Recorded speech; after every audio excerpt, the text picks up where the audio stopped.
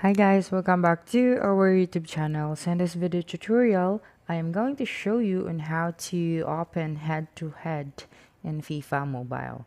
Okay, so the first thing that you'll need to do is just to tap on this option, which is the division rivals.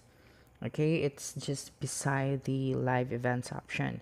So as you can see, the head-to-head option is locked. It means that you can play that yet. So in order to play that, we'll have to reach a mature tree and versus attack to unlock. So we'll have to play it first. So for example, you'll have to, do whatever it takes to win the fight. So you could be able to reach amateur tree to open head-to-head option. Okay, so just finish the required level in order to open the head-to-head option. Okay, so that's it. That's how you can open head-to-head in FIFA Mobile. So don't forget to subscribe to our YouTube channel for more video tutorials in the future. Bye bye.